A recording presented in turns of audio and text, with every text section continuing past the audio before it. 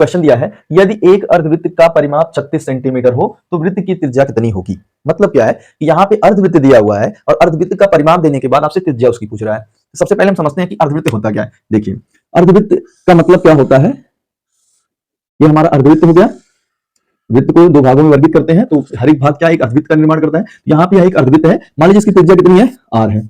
अब देखिए, अर्धवृत्त की अगर हम परिमाप की बात करें, किसकी बात करें, परिमाप की, तो इसमें दो भाग होता है। पहली बात तो ये वृत्तीय पथ होता है इसका, और दूसरा ये नीचे का आधार, जिसको हम लोग व्यास भी कह सकते हैं या फिर त्रिज्या का दोगुना कह सकते हैं। इन दोनों की यदि हम मतलब लंबाई की बात करें, देखिए तो पूरे वृत्त का अगर इस भाग को हम कैलकुलेशन करेंगे तो हमने पढ़ रखा है कि पूरा वृत्त का परिमाप 2 पाई r होता है। तो चूंकि बस यहाँ पे आधा है तो ये हो जाएगा 2 पाई r का कितना, आधा। अभी हमने सिर्फ ये पार्ट लिया है, अभी नीचे का पार्ट बचा है, तो यहां से यहां तक r है, तो ये पूरा का पूरा कितना हो जाएगा 2r। इसको भी हम लोग क्या कर लेंगे, ऐड कर लेंगे। तो यही चीज हमारा अर्धवृत्त का परिमाप होता है। यदि हम इसको और सिंप्लीफाई कर लें तो देख सकते हैं 2 से 2 कैंसिल हो जाएगा, फाइनली पाई r प्लस कितना बचेगा 2r। इन दोनों में r कॉमन है, हम चाहें तो r कॉमन लेकर के इसको पाई प्लस 2 इंटू r भी लिख सकते हैं। और सिंप्लीफाई कर लें तो इसको हम लिख सकते हैं 22/7 प्लस 2 गुणे।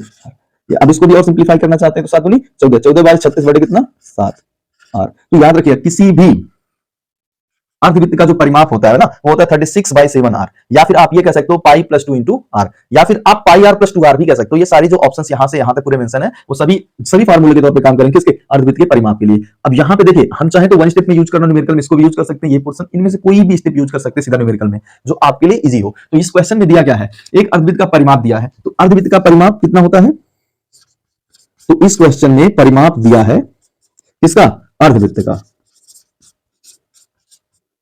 अर्धवृत्त का परिमाप कितना होता है, हम चाहें तो सीधा सीधा ये प्रश्न में कितना दिया है 36, कितना दिया है 36, और अर्धवृत्त के परिमाप का सूत्र हमने लिखा कितना 36/7r, और इसकी वैल्यू कितना दिया है 36। देखो 36 से 36 खत्म हो जाएगा, फाइनली बचा के r/7 = 1, 1 का क्लास मल्टीप्लिकेशन हो जाएगा, तो r = कितना आ गया 7 सेंटीमीटर, यानी कि उस अर्धवृत्त की त्रिज्या कितनी होगी 7 सेंटीमीटर होगी। तो ऑप्शन हमारा 1 क्या होगा, सही होगा। यानी कि आप लोग ये बात हमेशा याद रखिए कि अर्धवृत्त का वृत्त से थोड़ा सा फॉर्मूला डिफरेंस होता है। एरिया तो पूरे वृत्त का आधा हो जाता है, लेकिन परिमाप इसका अलग होता है। परिमाप कुछ लोग सोचते हैं 2 पाई r का आधा होगा, क्योंकि वृत्त का परिमाप कितना होता है 2 पाई r, और उसका आधा कर देंगे तो हमको अर्धवृत्त का परिमाप। यहाँ पे गलती नहीं होनी चाहिए, ये याद रखिएगा। अर्धवृत्त के परिमाप में ये वृत्ताकार पथ के साथ साथ नीचे जो आधार त्रिज्या वाला होता है वो भी होता है, लेकिन एक पूरे वृत्त में त्रिज्या नहीं आता है परिमाप में। ये बात ध्यान रखिएगा, क्वेश्चन सॉल्व करते समय ये याद रखिएगा कि अर्धवृत्त का परिमाप क्या होता है, अलग होता है।